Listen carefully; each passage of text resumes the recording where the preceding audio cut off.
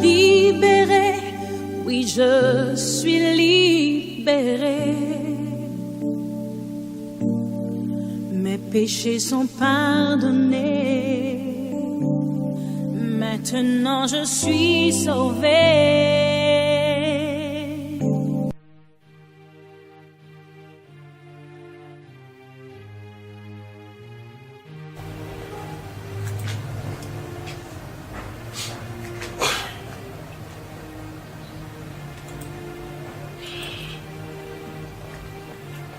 Comprenez parfaitement la grandeur de la nouvelle naissance et la puissance de ses implications pour vivre une vie plus que victorieuse sur la terre. Deuxième partie.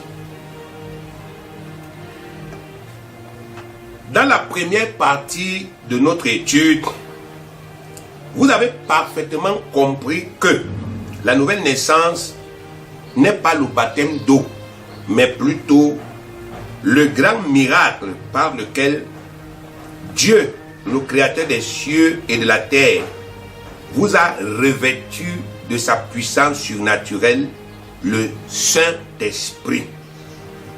Quand ce miracle arrive dans la vie de quelqu'un, cette personne devient un être spirituel, archi puissant, capable de manifester tous les caractères de la divinité sur la terre, exactement comme notre Seigneur Jésus-Christ l'a fait. C'est ce qui s'est passé avec l'apôtre Pierre. Il était un pauvre pêcheur de poissons. Il était un homme versatile et craintif. Mais quand la nouvelle naissance s'est produite en lui à la Pentecôte, sa vie s'est totalement métamorphosée. Il est devenu le terrible homme spirituel que nous connaissons. Et donc, les exploits suscitent encore notre admiration aujourd'hui. Lisons ensemble un récit fabuleux à ce sujet. Actes des Apôtres, chapitre 5, le verset 14 au verset 16. Il s'agit ici du récit des exploits que quelqu'un qui hier n'était qu'un pêcheur de poissons, quelqu'un qui hier était un homme versatile, incapable, n'est-ce pas, effectivement, de tenir une position pendant 2 ou 3 ou 4 mois. Quelqu'un qui était rempli de peur et qui, par-dessus tout, était un homme du peuple sans instruction. Voici un récit qui nous parle des exploits qu'il a accomplis après sa nouvelle naissance. Actes des Apôtres, chapitre 5, le verset 14 au verset 16. Le nombre de ceux qui croyaient au Seigneur, hommes et femmes, s'augmentait de plus en plus, en sorte qu'on apportait les malades dans les rues et qu'on les plaçait sur des lits et des couchettes, afin que lorsque Pierre passerait, son nombre au moins se couvrit quelqu'un d'eux. La multitude accourait aussi des villes voisines à Jérusalem, emmenant les malades et les gens tourmentés par des esprits impurs. Et notez bien, tous étaient guéris. Incroyable, mais vrai. Un homme qui hier était, je dis bien, un simple pêcheur de poissons. Un homme qui ne jouissait d'aucune notoriété dans sa communauté. Il était un homme quelconque. Comme quelqu'un peut être aujourd'hui un chasseur. Comme quelqu'un peut être aujourd'hui, je ne sais pas quoi, un bayam salam au marché, un moto-taximan. Quelqu'un qui ne jouit pas d'une quelconque reconnaissance de la société. Mais après la nouvelle naissance, on vous dit que l'ombre de cette personne guérissait les malades et chassait les démons.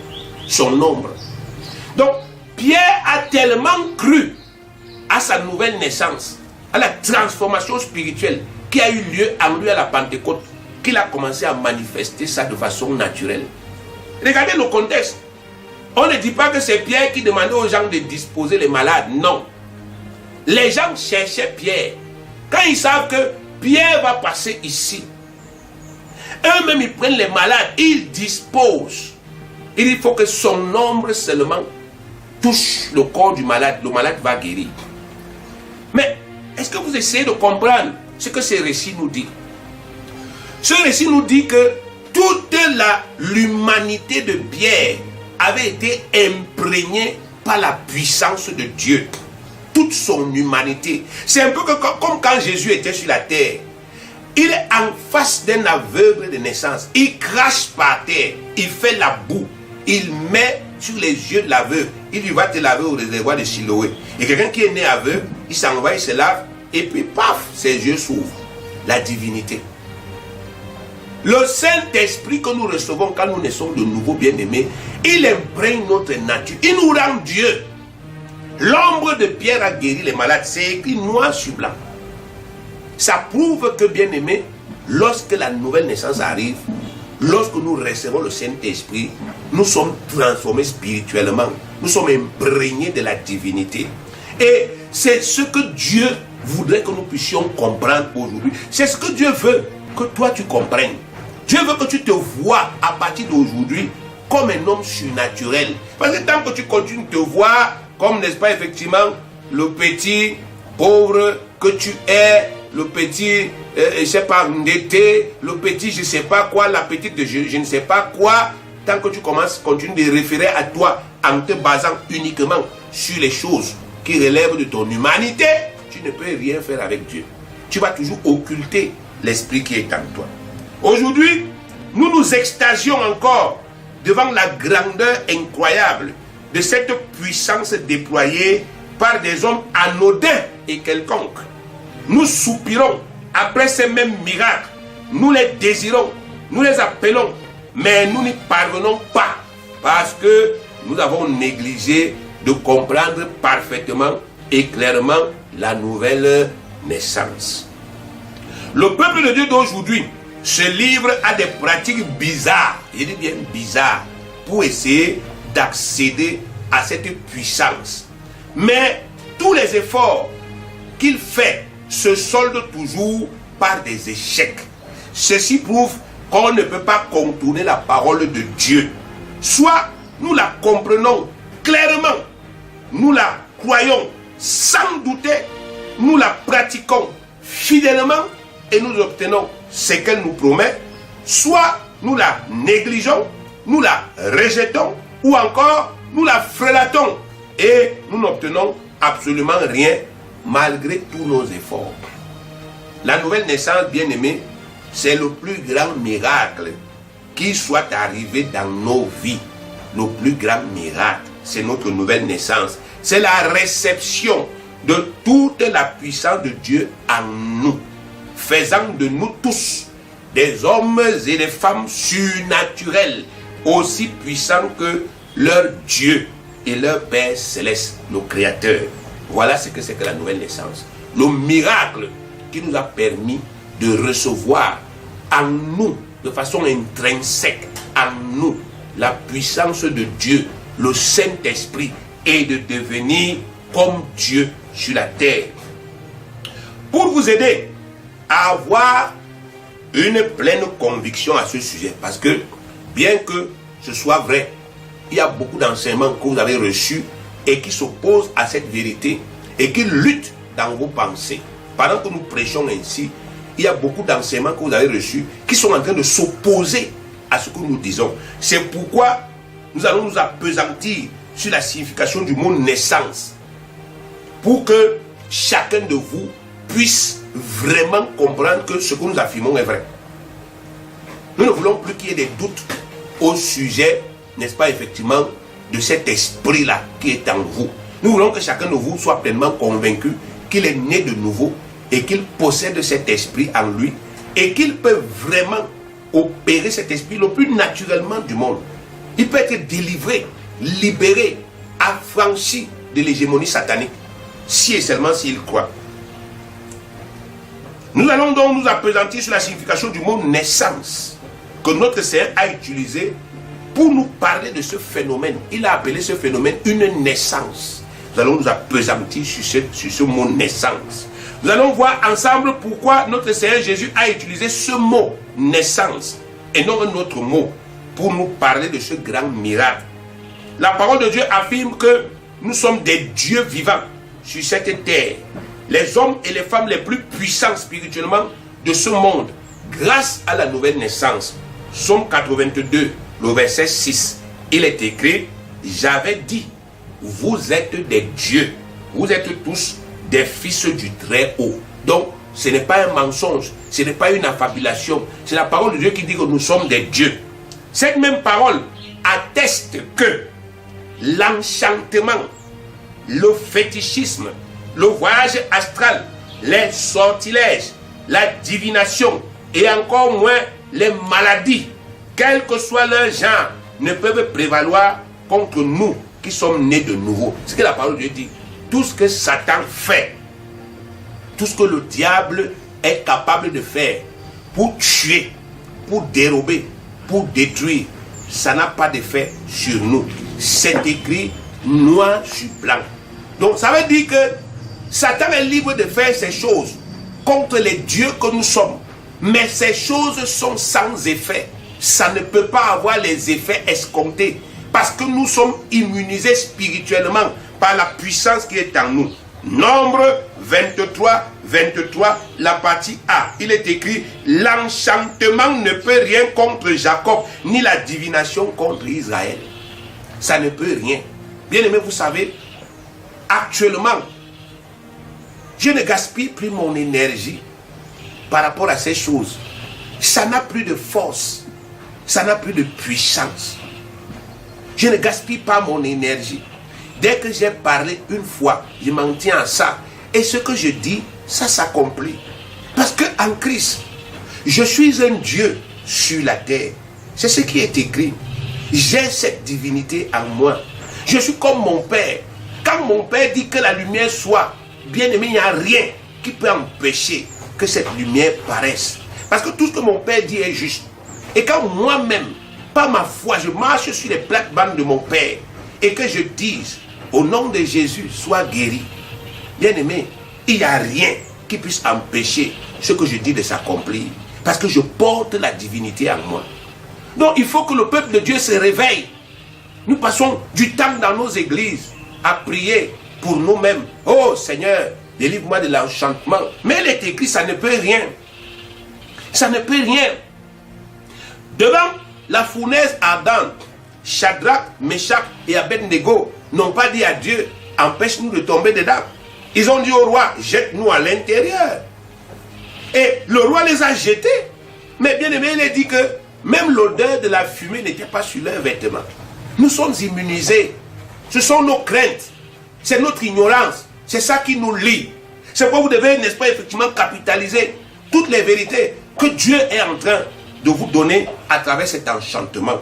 Luc 10, 19. Voici, dit Jésus, je vous ai donné, c'est pas je vais vous donner, je vous ai donné le pouvoir. Nous avons un pouvoir de marcher sur les serpents et les scorpions et sur toute la puissance de l'ennemi et rien ne pourra vous nuire. Si rien ne peut nous nuire, rien ne doit nous nuire, bien aimé.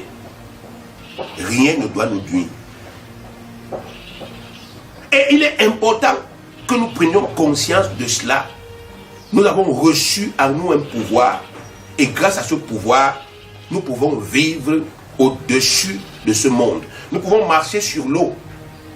Nous pouvons transcender toutes les forces maléfiques qui opèrent dans ce monde et accomplir l'œuvre de Dieu. Si Dieu nous dit que nous pouvons répandre la lumière sur la terre, il n'est pas bête. C'est lui qui est notre créateur. Il sait comment il nous a créés. Il connaît la nouvelle naissance qui est le fondement de notre vie spirituelle. Il sait ce que nous sommes capables de faire. Donc quand il nous dit, nous devons croire. Alors à travers cette étude, vous allez comprendre pourquoi Dieu dit que vous êtes capable. Que veut dire le mot naissance? Le mot naissance veut dire commencement. Notez bien, commencement. Selon cette définition, c'est-à-dire commencement, la naissance humaine, c'est le commencement de la vie humaine. C'est-à-dire la conception qui se produit dans le sein maternel. La naissance humaine, c'est le commencement de la vie humaine. C'est-à-dire la conception qui se produit dans le sein maternel. Lisons ce que la parole de Dieu dit à ce sujet. Psaume 51, le verset 7. Voici, c'est David qui parle. Je suis né dans l'iniquité et ma mère m'a conçu dans le péché. D'après ce texte biblique, la naissance de David a eu lieu lors de sa conception. Quand sa mère l'a conçu, il est né. Donc, selon la parole de Dieu, naître et être conçu sont vraiment des synonymes. Ça veut dire la même chose. La naissance, c'est la conception. Disons encore un autre passage biblique relatif au même sujet. Matthieu 1, verset 18. Voici de quelle manière arriva la naissance de Jésus-Christ. Marie, sa mère, ayant été fiancée à Joseph, se trouva enceinte par la vertu du Saint-Esprit avant qu'ils eussent habité ensemble. Marie se trouva enceinte et Jésus est né. D'après cet autre passage biblique, la naissance de notre Seigneur Jésus est arrivée quand sa mère s'est trouvée enceinte par la vertu du Saint-Esprit. Donc, nous pouvons conclure, sans craindre de nous tromper, que selon la parole de Dieu, la naissance humaine, c'est vraiment la conception qui se produit dans le sein maternel. C'est ça la naissance. Naître veut dire être conçu. Naître veut dire être conçu. Il est vrai que le plus souvent, c'est quand on accouche un enfant qu'on dit qu'il est né. Mais en réalité, l'accouchement n'est pas la naissance au sens propre du terme. L'accouchement, c'est la venue au monde de ce qui est né, c'est-à-dire ce qui a été conçu plus ou moins 9 mois plus tôt dans le sein maternel. Donc, quand en Jean 3, notre Seigneur Jésus a employé le mot naissance, il ne voulait pas parler de l'accouchement, mais de la conception, c'est-à-dire du phénomène par lequel la vie humaine commence dans le sein maternel. Notre Seigneur voulait que nous nous concentrions sur ce qui se passe dans le ventre de la femme et non sur ce qui se passe quand elle accouche. Car c'est sur ce qui se passe dans le sein maternel que lui, il s'est appuyé pour nous enseigner une grande vérité spirituelle au sujet de la nouvelle naissance. Que se passe-t-il donc concrètement dans le sein maternel pour que la vie humaine commence? Qu'est-ce qui se passe? Pour que la vie humaine commence dans le sein maternel, il faut que la semence d'un homme, notez bien ça, il faut que la semence d'un homme féconde l'ovule de la femme dans la trompe de Fallope. Quand cette fécondation a lieu, la vie naît et commence à se développer jusqu'à aboutir à l'accouchement. Tant que le spermatozoïde n'est pas entré dans l'ovule, il n'y a pas de naissance. Mais quand ça entre, on dit qu'il y a fécondation. Donc, le spermatozoïde a le pouvoir de féconder l'ovule. Et c'est à ce moment que la vie naît et elle commence donc à se développer jusqu'à aboutir à l'accouchement. C'est ce phénomène-là sur lequel notre Seigneur Jésus-Christ a voulu que nous puissions nous concentrer quand il a parlé de naissance. Il sait que nous connaissons la naissance humaine et il sait que nous pouvons étudier la naissance humaine et faire les parallèles avec la naissance spirituelle. Quel est le rapport avec la nouvelle naissance? Quel est le rapport entre la fécondation et la nouvelle naissance? Chaque naissance, bien-aimée, se passe de la même manière, qu'elle soit humaine ou bien qu'elle soit surnaturelle. Pour qu'il y ait une naissance, il faut absolument l'intervention d'une semence porteuse de tout le matériel génétique. Je dis, chaque naissance se passe de la même manière, que ce soit la naissance humaine, que ce soit la naissance spirituelle. Pour qu'il y ait naissance, quand on dit le mot naissance là, pour qu'il y ait la naissance, il faut l'intervention d'une semence qui est porteuse de tout le matériel génétique. Donc, de la même manière qu'il a fallu une semence humaine pour que nous naissions humainement, de la même manière, il faut aussi une semence spirituelle pour que nous naissions spirituellement. Car il ne peut pas avoir de naissance sans l'intervention d'une semence, tant sur le plan humain que sur le plan spirituel. Voilà la première grande vérité que le Seigneur Jésus-Christ était en train d'enseigner à Nicodème, le religieux. Et c'est la même chose qu'il nous enseigne aujourd'hui. Quand Jésus utilise le mot naissance, il veut que nous comprenions le phénomène de la naissance dans le ventre d'une femme. Ce n'est pas la magie, c'est la semence de l'homme qui féconde l'ovule de la femme. Alors la vie naît. Alors le Seigneur Jésus veut que nous comprenions que de la même manière qu'il a fallu la semence de notre Père naturel, notre Père humain, pour nous faire naître humainement, de la même manière, il faut aussi la semence de notre Père spirituel pour nous faire naître spirituellement. 1 Jean, première épître de Jean, chapitre 3, le verset 9. Quiconque est né de Dieu ne pratique pas le péché, parce que la semence de Dieu demeure en lui. Notez, la semence de Dieu demeure en lui. Et il ne peut pécher parce qu'il est né de Dieu. Vous entendez cette révélation, bien-aimée? Quiconque est né de Dieu ne pratique pas le péché, parce que la semence de Dieu demeure en lui. Dieu nous dit qu'il y a une semence qui demeure en celui qui est né de lui. Il ne peut pas avoir de naissance sans semence. Alors, quand aujourd'hui, les gens vous disent que vous devez passer votre temps dans les églises à invoquer Dieu pour qu'il vous envoie le Saint-Esprit et que le Saint-Esprit vienne. Alors, bien-aimés, est-ce que vous ne voyez pas qu'il y a contradiction entre ce que Dieu est en train de dire ici et ce qu'on vous enseigne dans vos églises? Dieu lui dit que si vous êtes né de lui, sa semence demeure en vous. C'est le verbe demeurer, habiter en permanence en vous. Mais on vous enseigne dans votre église que ce n'est pas le cas.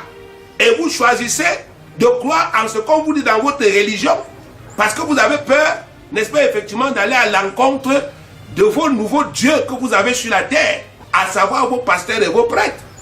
Et vous préférez mettre la parole de Dieu de côté qui vous enseigne la vérité au sujet de l'œuvre que lui a accomplie. Donc, ce passage, bien-aimé, exprime la vérité. Celui qui est né de Dieu possède en lui de façon permanente la semence de Dieu.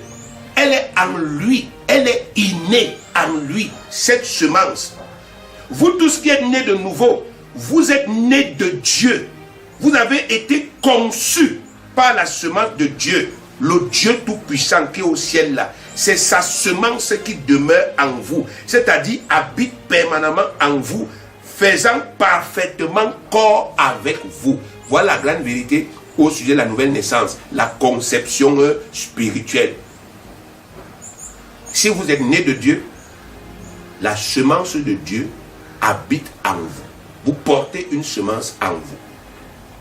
Or, toute semence étant de la même nature que celui qui l'a produit, la semence de Dieu est forcément de la même nature que Dieu.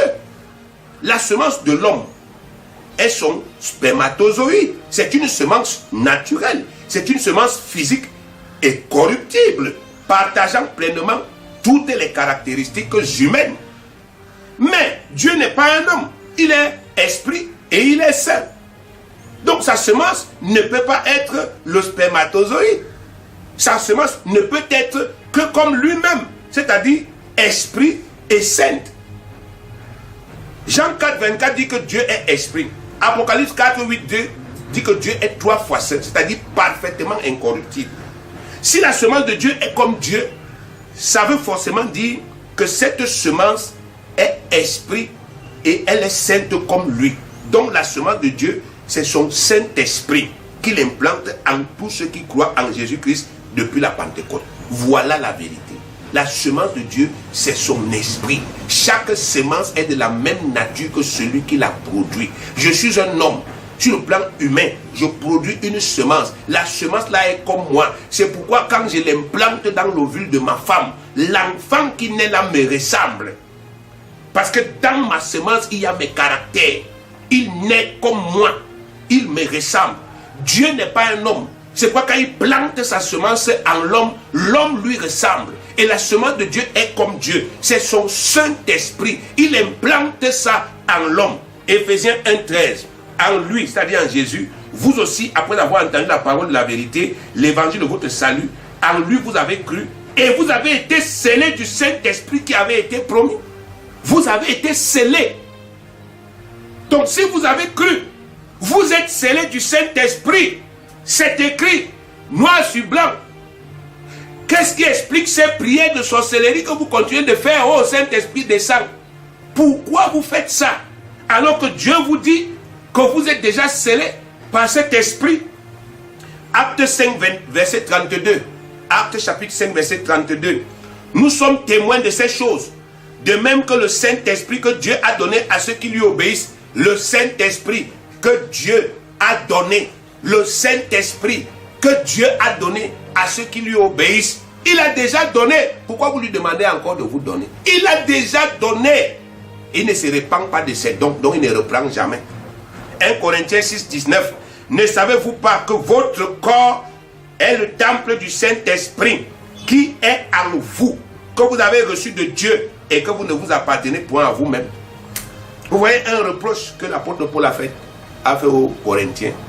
Il demande aux Corinthiens, est-ce que par hasard vous aurez oublié que vous êtes nés de nouveau? C'est-à-dire que le Saint-Esprit de Dieu habite dans vos corps là. Et que vous ne vous appartenez plus à vous-même. Bien-aimé, quelle vérité il ressort ici? Il ressort ici que le Saint-Esprit est dans nos corps, faisant corps avec nous. Il habite en nous. Mais on nous a enseigné qu'il est au ciel. Il est la 3e partie de Dieu. Mais Dieu lui dit non, il est en vous. C'est mon esprit. C'est l'esprit de Dieu. Ce n'est pas l'esprit Dieu. C'est l'esprit de Dieu. Je vous l'ai donné. Les choses que Dieu nous dit, bien-aimés, au sujet de la nouvelle naissance, sont fantastiques, invraisemblables, mais c'est vrai. La semence de Dieu, la semence par laquelle il nous a conçus spirituellement pour nous faire naître de nouveau, c'est le Saint-Esprit. Par conséquent, naître de nouveau veut dire recevoir le Saint-Esprit. C'est exactement ce qui s'est passé pour que les apôtres, n'est-ce pas, effectivement, deviennent les hommes puissants qu'ils ont été pendant tout le temps de leur ministère. Ils ont commencé par naître de nouveau. Acte 2, verset 1 à 4. Il est écrit, le jour de la Pentecôte, ils étaient tous dans le même lieu, les 12 apôtres. Tout à coup, il vint du ciel un bruit comme celui d'un vent impétueux. Et il remplit toute la maison où ils étaient assis. Des langues semblables à des langues de feu leur apparurent séparées les unes des autres et se posèrent sur chacun d'eux. Et ils furent tous remplis du Saint-Esprit et se mirent à parler en d'autres langues selon que l'Esprit leur donnait de s'exprimer. Automatique. Dès que la nouvelle naissance a eu lieu, directement, il y a eu une cassure entre la vie passée des apôtres et la vie présente. Dans le passé, bien aimés, ils étaient des hommes faibles. Mais là, instantanément, ils ont commencé à manifester cette divinité en parlant en de nouvelles langues, en communiquant avec Dieu dans des langues qu'ils n'avaient jamais apprises. Et si vous continuez la lecture, vous allez vous rendre compte qu'il y a des gens qui étaient à côté et qui les ont entendus parler. Ils les ont entendus parler le grec, les ont entendus parler le latin, ils les ont entendus parler l'arabe, et ils se sont étonnés en disant, mais comment est-ce que ces gens qui ne sont que des Galiléens, des pêcheurs galiléens, peuvent-ils parler des merveilles de Dieu dans nos langues maternelles? Ils ne sont pas allés à l'école, ils n'ont pas voyagé. Mais c'était l'esprit. Il y a eu une cassure. Aujourd'hui, quelqu'un vient à l'église, fait 5 ans, bien aimé, il n'y a pas de cassure. On ne voit pas de surnaturel. Pourquoi?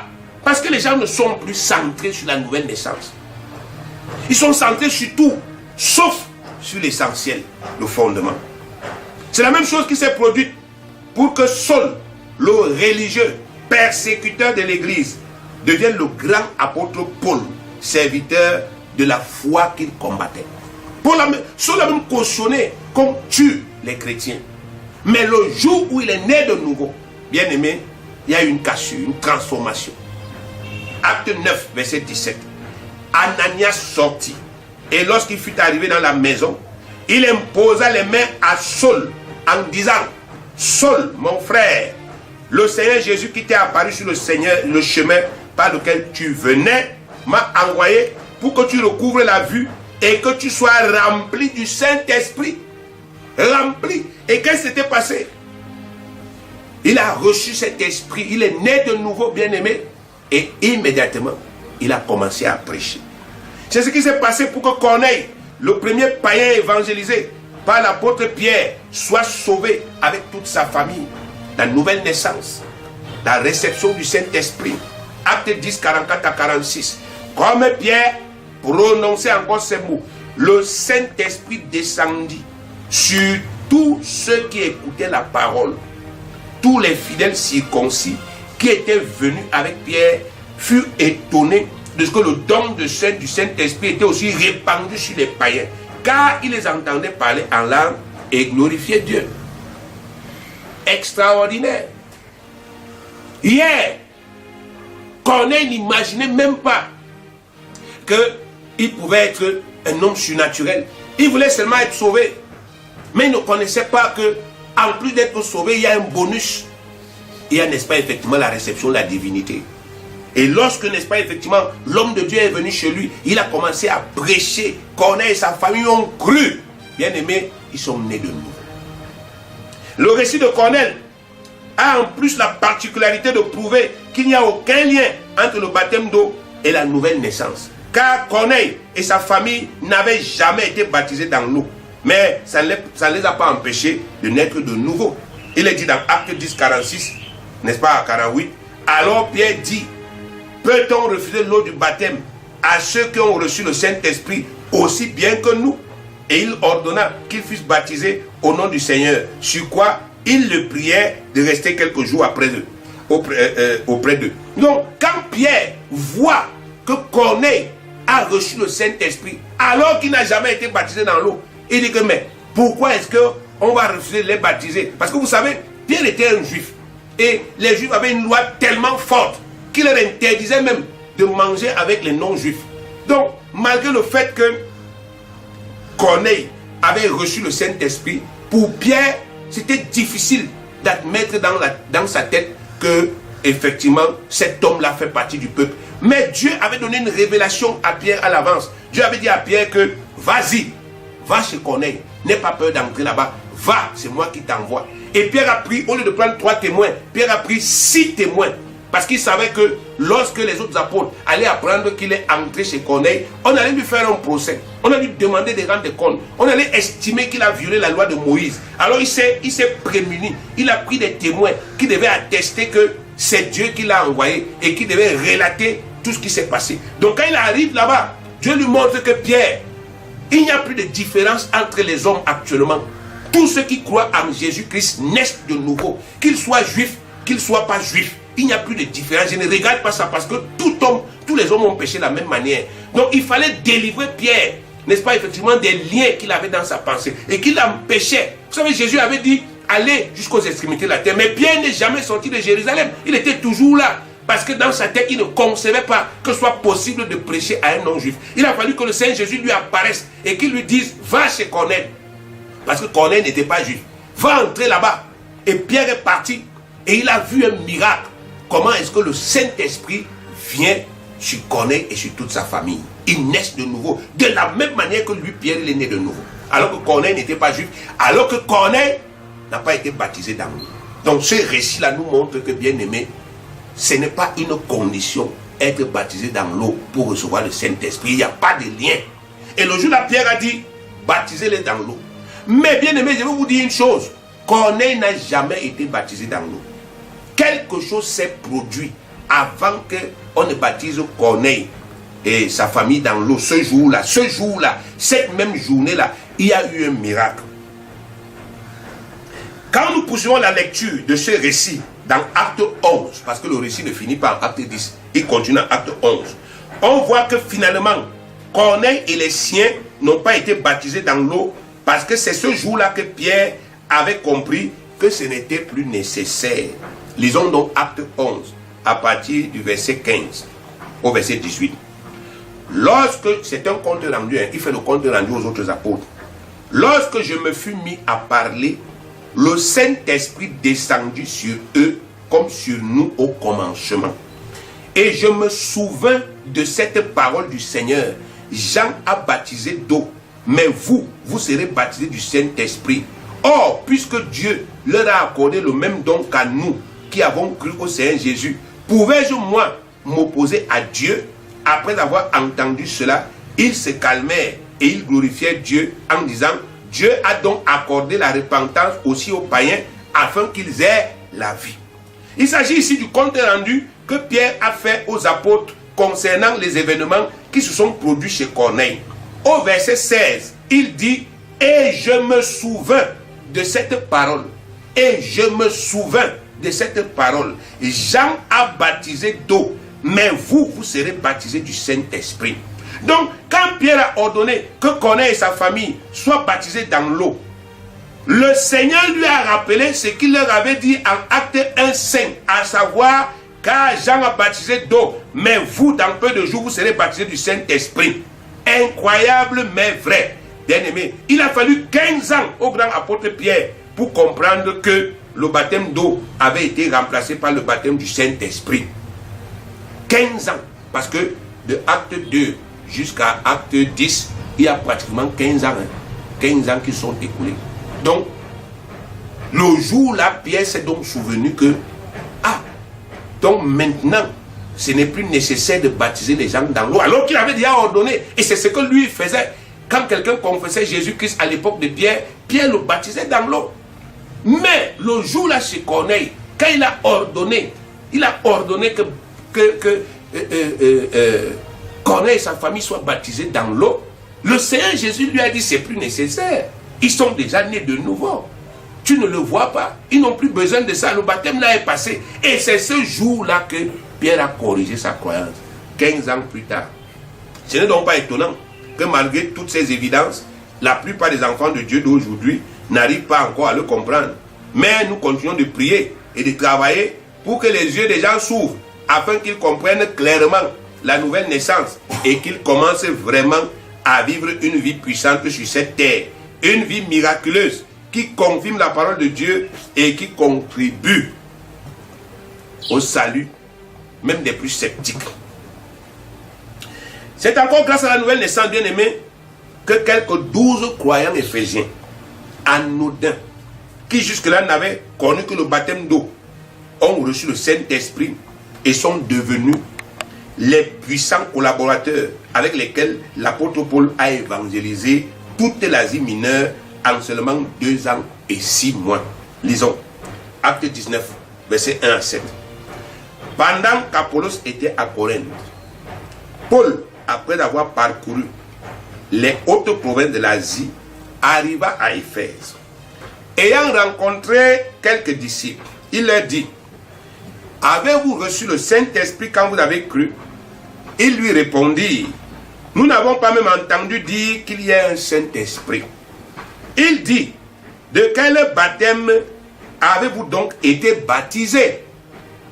Et il répondit, « Du baptême de Jean. » Vous voyez, ils sont quand même honnêtes. Ils n'ont pas dit le baptême de Jésus. Ce n'est pas comme les gens qui le font aujourd'hui. Ils font le baptême de Jean, mais ils vous disent que c'est le baptême du Christ. Ils plongent les gens dans l'eau et ils vous disent qu'ils font la volonté de Jésus. Mais ceux-ci étaient honnêtes. Ils disent non, nous on nous a baptisés dans l'eau, le baptême de Jean.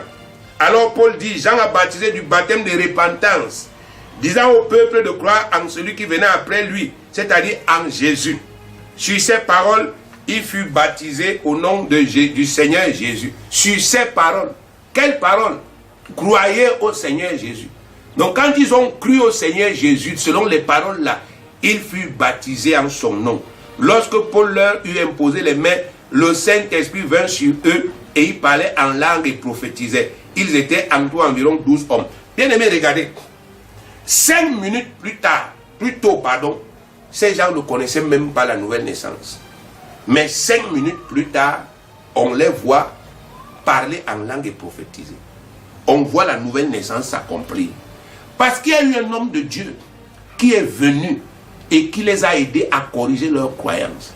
Il leur a fait comprendre la différence entre le baptême de Jean et la nouvelle naissance. Mais ils étaient aussi honnêtes.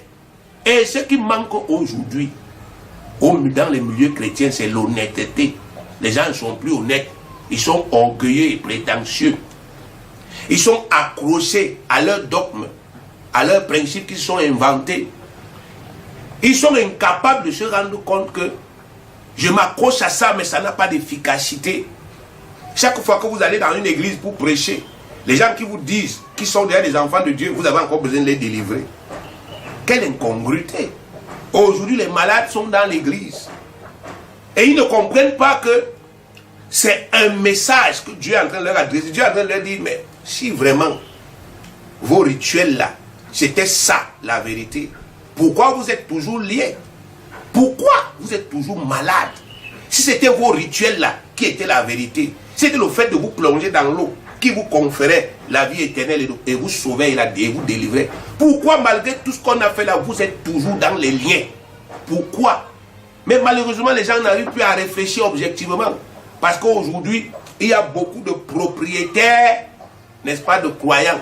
Les pasteurs aujourd'hui sont devenus des propriétaires. Et ils menacent même les croyants. Si tu écoutes une autre prédication, je te maudis. Ils les menacent. Et aujourd'hui, les gens ont peur de s'ouvrir à la parole. Parce qu'on va leur dire qu'ils sont prostitués. Ils ont fait X ou bien Y chose. Bien aimé, il faut prendre conscience. Prenez conscience. Parce que c'est possible pour vous. Ici encore, une précision importante concernant la nouvelle naissance est mise en lumière. Ce n'est pas par le baptême d'eau qu'on est de nouveau. Ces hommes étaient tous baptisés d'eau. Mais la parole affirme sans équivoque qu'ils n'avaient même pas entendu parler du Saint-Esprit. Donc la doctrine qui enseigne que c'est quand on est baptisé dans l'eau qu'on est sauvé est remise en question ici par la Bible elle-même. Si c'était le cas, mais qu'est-ce que vous disiez de ces hommes? Et on dit qu'ils étaient des disciples. On dit qu'ils fréquentaient les églises.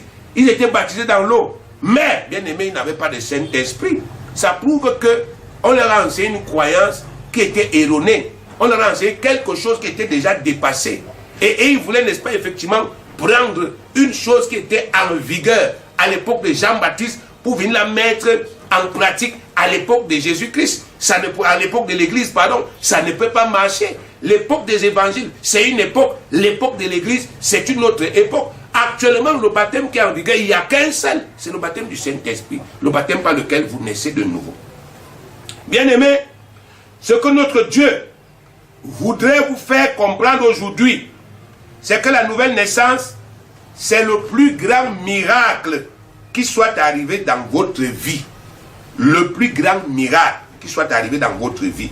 La nouvelle naissance, c'est la naissance spirituelle ou encore la conception spirituelle.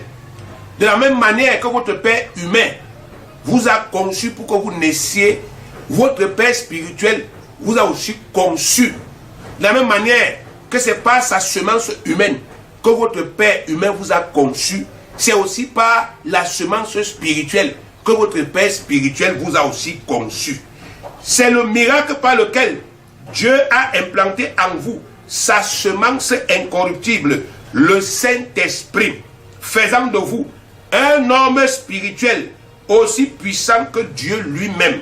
Être né de nouveau veut par conséquent dire être baptisé du Saint-Esprit ou bien être régénéré par le Saint-Esprit. La régénération, c'est le rétablissement des propriétés perdues.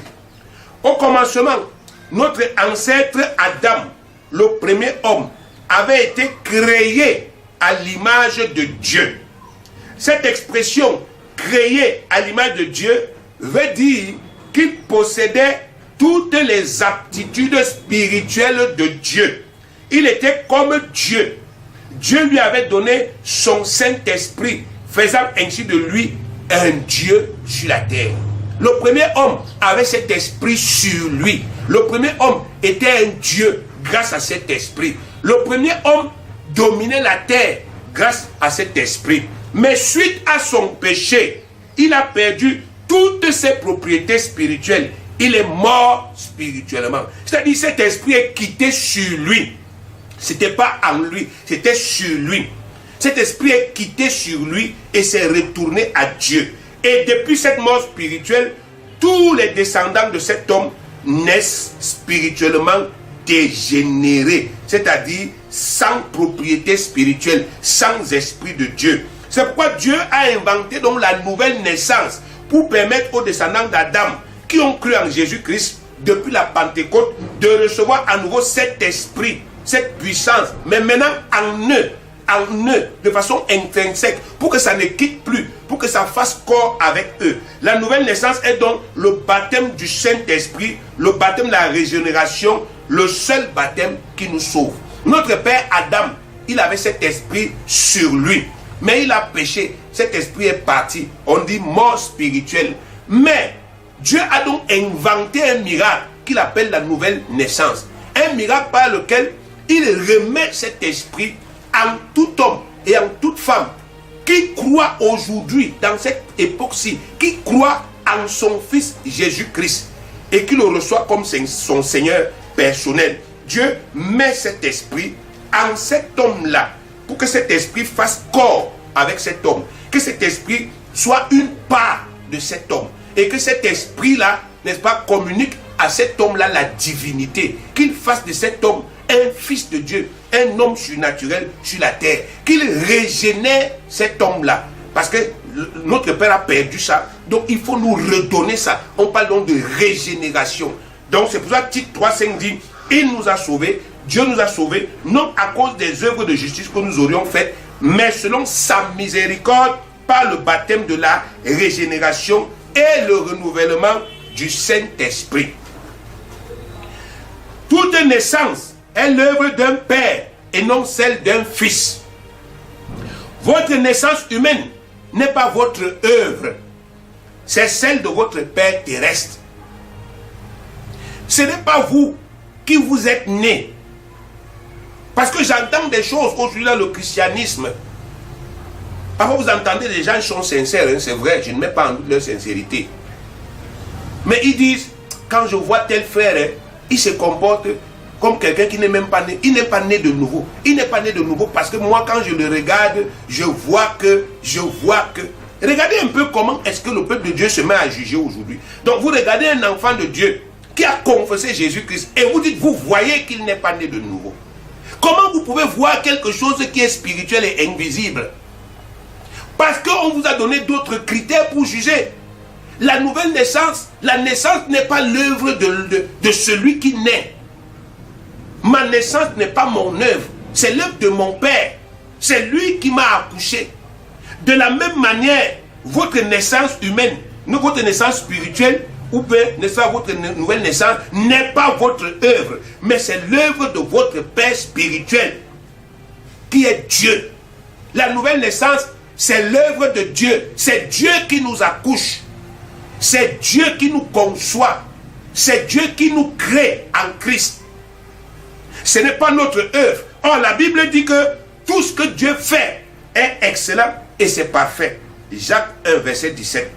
Toute grâce excellente et tout don parfait descendent d'en haut du Père des Lumières, chez lequel il n'y a ni changement ni ombre de variation. Tout ce que Dieu fait est parfait. Parfait. Par conséquent, la nouvelle naissance est une œuvre parfaite. C'est une naissance parfaite, faisant de vous un être spirituellement parfait sur tous les plans. C'est ce que nous sommes. des êtres spirituellement parfaits sur tous les plans. 1 Corinthiens 2,6. Cependant, c'est une sagesse que nous prêchons parmi les parfaits. Sagesse qui n'est pas de ce siècle, ni des chefs de ce siècle qui vont être détruits. Donc, nous sommes des créatures parfaites sur le plan spirituel. Nous sommes parfaits. Dieu ne peut pas créer une imperfection. La nouvelle naissance, c'est son œuvre. C'est lui qui nous accouche. Et il a fait une œuvre parfaite sur tous les plans. C'est pour ça que 1 Jean 3,9 dit que celui qui est, n'est-ce pas, effectivement, né de Dieu ne pratique pas le péché. L'être là, l'être qui a été créé là, en nous, ne peut pas pécher. Il est parfait, il est incorruptible. Et c'est le vrai nous. Mais il peut se manifester par notre foi. Or, pour qu'il se manifeste, il faut d'abord que nous comprenions, nous commençons par accepter qu'il est là. Il faut que nous commencions par accepter que c'est notre vrai moi. Le Saint-Esprit en nous. L'Esprit du Christ. C'est ce que nous sommes. Des fils de Dieu. Des Christ sur la terre. Par cet Esprit. Ne vous sous-estimez donc plus, bien-aimés. Arrêtez ça. Prenez conscience de ce grand miracle qui a eu lieu quand vous avez cru au Seigneur Jésus-Christ. Et quand vous avez pratiqué Romains 19. Prenez conscience de votre nouvelle naissance. Dès aujourd'hui, et commencez à vous fonder dessus. Commencez à vous dire ce qui est écrit. Je suis né de nouveau. Ça veut dire, je suis baptisé du Saint-Esprit. Je suis revêtu de la puissance du Créateur du ciel et de la terre, de sa divinité. C'est en moi. Je porte ça en moi. C'est la vérité. Commencez à vous le dire. C'est la première étape. Vous devez accepter la parole afin que ça génère en vous la foi. Réformez radicalement vos pensées au sujet de vous-même. Cessez de considérer le cliché tordu que ce monde vous a donné de vous pendant des années.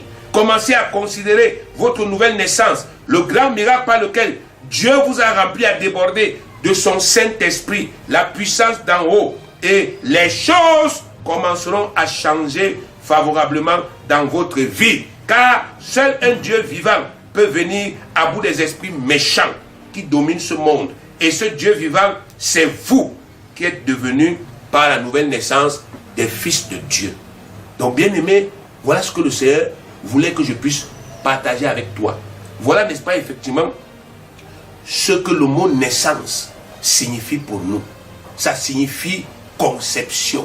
Être né de Dieu, ça veut dire être conçu par Dieu. C'est ce que nous sommes. Nous portons en nous la semence de Dieu, le Saint-Esprit. Nous sommes des dieux sur la terre. Quand le Seigneur, quand notre Dieu nous demande de guérir ce monde, ce n'est pas une utopie, ce n'est pas une folie. Il sait ce que nous sommes, parce que c'est lui qui nous a créés en Christ. Quand il nous demande d'illuminer ce monde, il sait ce qu'il dit. Mais nous avons besoin de le croire. La nouvelle naissance n'a rien à voir avec le baptême dans l'eau. La nouvelle naissance n'a rien à voir avec les dogmes de votre religion. La nouvelle naissance est une œuvre de Dieu. C'est Dieu qui vous accouche par son Saint-Esprit. Il implante cet esprit en vous.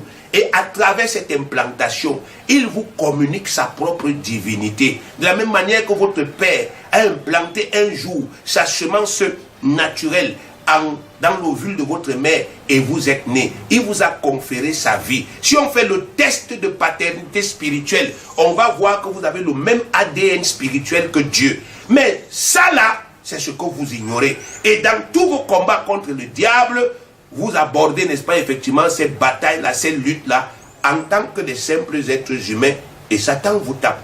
Mais si désormais vous réformez vos pensées et vous commencez à aborder ces luttes, ces combats, en tant que des fils de Dieu, des dieux sur la terre, remplis de la divinité, vous allez voir comment est-ce que les choses commencent à changer favorablement.